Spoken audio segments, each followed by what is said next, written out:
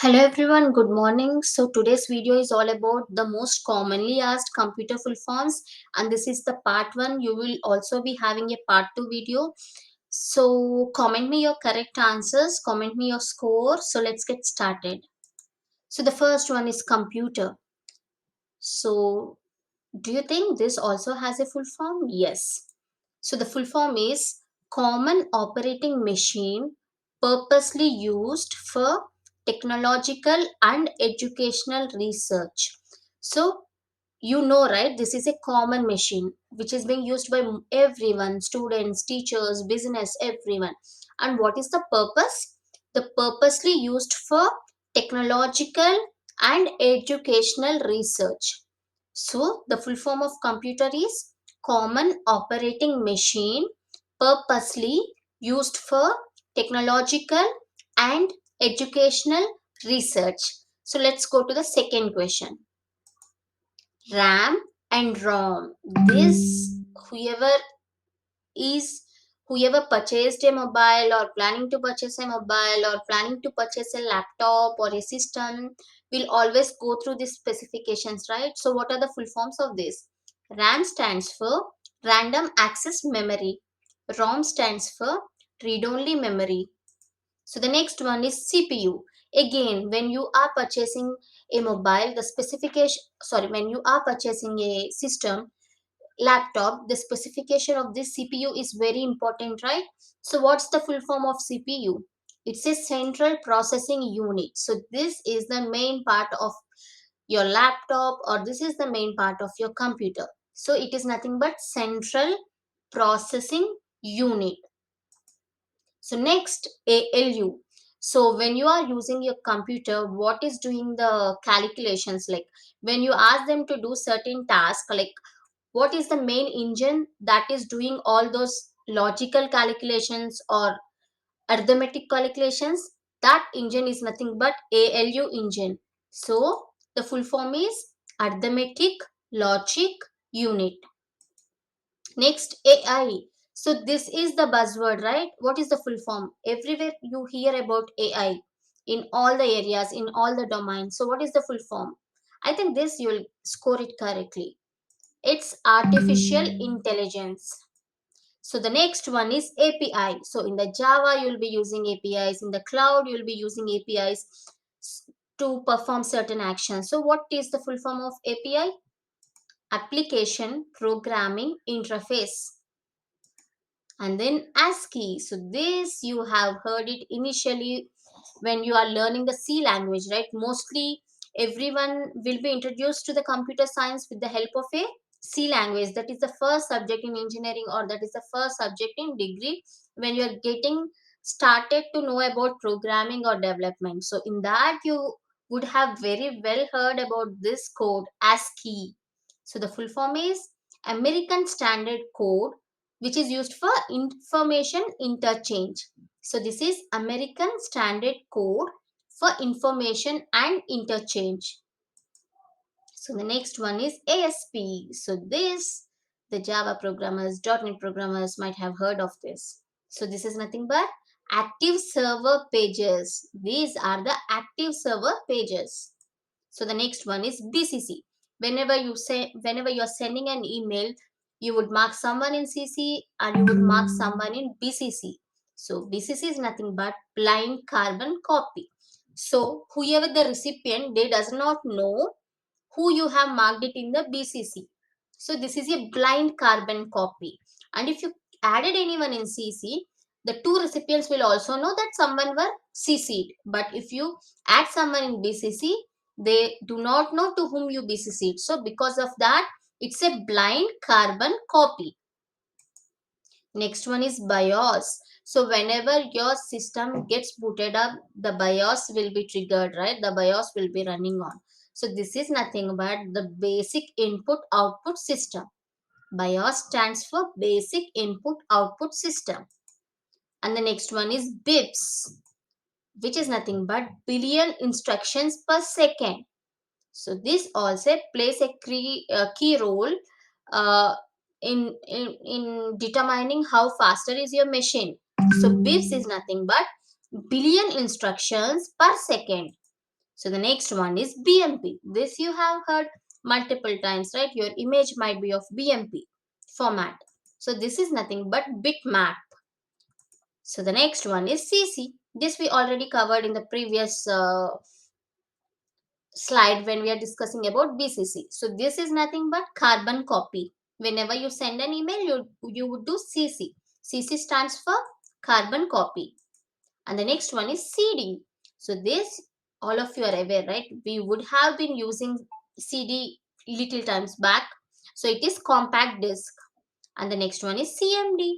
So what is the CMD? It's nothing but command. So you go to the command prompt, right? CMD. So in the Linux, if you give CMD, yeah. So COBOL. COBOL is a language and it stands for Common Business Oriented Language.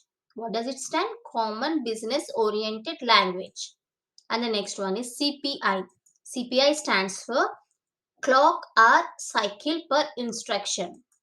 And the next one is control. This you would see in every keyboard, right? It's nothing but the control. CTRL is nothing but the control. And then you have dB. So dB is nothing but decibel, and also you can have dB as a database. Okay, but whenever you are speaking about decibel, your D will be small and B will be capital, as you can see over this slide. So this is for decibel. And DBMS is nothing but database management systems. How you are managing your database. So that is your DBMS, database management system. And the next one is DDL. So DDL is an important concept in DBMS. So this is nothing but data definition language.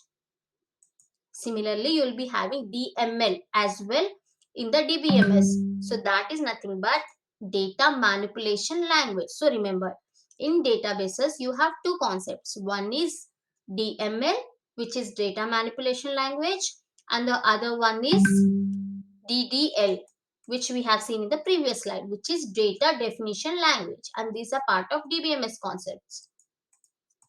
And the next one is DNS. So this is also, like you might have heard, right? DNS, domain name. So DNS is nothing but domain name system. One more time, domain name system. And the next one is DOS. So DOS is the first operating system which we could have even think of in like few years back, like not few years back when we started learning programming. So what is this? So OS is nothing but the operating system, and D is for disk. So it is disk operating system. This is the most uh, this is the most so this is the former operating system which was used well many years before, and even now we do have that, but this is one of the starting operating system which has been evolved, and now we have other Windows, everything, Linux, Unix, and other flavors. So this is DVD. So previously CD stands for compact disc. What about DVD? Guess your answer and let me know your answer.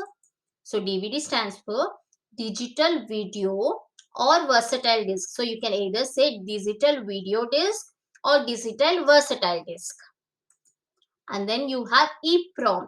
So if you see EEPROM, it is nothing but electronically erasable, programmable, read-only memory. So if you know only this particular full form, you'll be able to answer three more questions. So EEPROM is nothing but electronically erasable, programmable, read-only memory. And also you would be having other questions. What is PROM? In that case, PROM is nothing but programmable, read-only memory. What is EEPROM? EEPROM is nothing but erasable, programmable, read-only memory. What about EEPROM? So EEPROM is like electronically erasable, programmable, read-only memory. So have this. If you know this, you'd be able to answer three questions. And the next one is EFS. What is EFS? So it is nothing but encrypted file system. You will not be able to read the contents of that particular file system because it is encrypted file system. And the next one is EEPROM. This is what we covered. So EEPROM is nothing but erasable, programmable, read-only memory. And the next one is EROM. So what is EROM? Erasable, read-only memory. And the next one is, so this is one more thing. So we measure data in kbs, mbs, gbs, dbs, pbs, ebs, zbs, ybs. So can we know how all these get related to? So the smallest unit when you are measuring the data is nothing but bit. It will either have the value 0 or 1. So if you have 1024 bits, you can call it as a 1 byte. Okay, so 1024 bits is equal to 1 byte. But when you have 1000 bytes, you call it as kilobyte. When you have 1000 kilobytes, you have it as a megabyte. So when you have 1000 megabytes, you have it as a gigabyte. And when you have 1000 gigabytes, you have it as a terabyte. When you have 1000 terabytes, you have it as a petabyte. When you have 1000 petabytes, you have it as a exabyte. When you have 1000 exabytes, you have it as a zettabyte. And when you have 1000 zettabytes, you can call it as a yottabyte. It's a huge memory, right? So just remember this sequence. So remember also, this will be a tricky question because 1 byte is equal to 1024 bits, not 1000 bits. That is one question. Similarly, whenever you say 1 kilobyte, it is equal to 1000 bytes, not 1024 bytes. So in order to confuse you, you will be having both the options in your answer. So you have to remember this order. Then you will be able to you will be able to answer any question that comes in this context. Okay, so now what is GUI? This is also like any gamer would be knowing about this. So this is nothing but graphical user interface. And the next one is HTML. We have HTML pages, right? So it is hypertext markup language. Hypertext markup language. And the next one is HTTP. So whenever you connect to any website, you would be using HTTP or HTTPS, right? These are the protocols, and HTTPS is more secure than HTTP. So now the full form of HTTP is Hypertext Transfer Protocol. Hypertext Transfer Protocol.